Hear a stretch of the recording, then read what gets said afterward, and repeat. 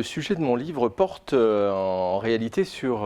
mon mémoire de Master 2 que j'ai soutenu sous la direction du professeur Jean-Noël Luc, ici même à la Sorbonne,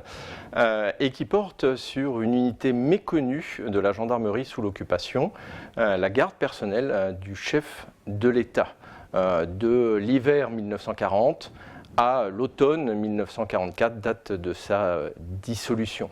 Alors cette unité est originale puisqu'elle a vocation à remplacer la garde républicaine de Paris qui est démilitarisée, détachée de la gendarmerie nationale et rattachée à la préfecture de police de Paris et cantonnée, je dirais, dans le Paris occupé par les Allemands. Donc on a donc, la thématique de ce livre est donc d'axer l'histoire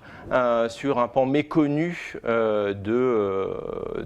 l'histoire de la gendarmerie et de l'histoire de l'occupation sous un angle un peu original qui est celle de la représentation, puisque la vocation de cette unité est évidemment de protéger le chef de l'État, mais également de faire de la représentation et donc dans cette période de la propagande. Donc on a donc ce jeu permanent entre, je dirais, la tradition de l'arme, mais également le poids de la propagande politique du régime de Vichy.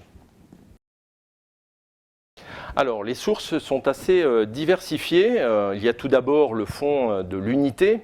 qui est conservé au service historique de la Défense, qui est un fonds assez complet, que j'ai complété naturellement avec les archives de l'armée de terre,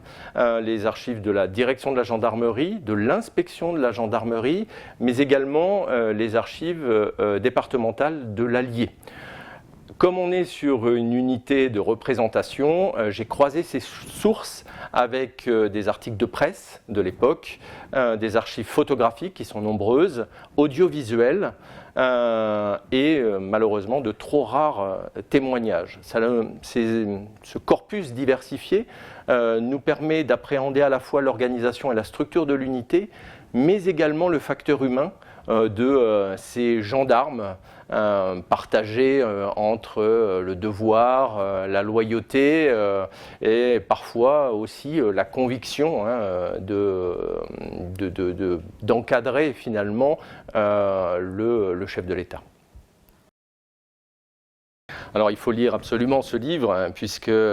on aborde à travers lui à la fois un pan méconnu de l'histoire de l'occupation sous un angle, je dirais, original qui est celui de la représentation, de la communication et donc de la propagande, et également intéressant parce qu'on touche du doigt une mission assez méconnue de la gendarmerie, en particulier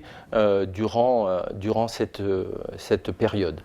Alors ce livre, contrairement à ce que d'aucuns pourraient penser, n'est ni à charge, ni un hommage, c'est une enquête véritablement sur une unité tout à fait atypique dans une époque particulièrement complexe et qui nous permet de toucher du doigt les liens très étroits et très compliqués que la gendarmerie entretient avec le régime de Vichy.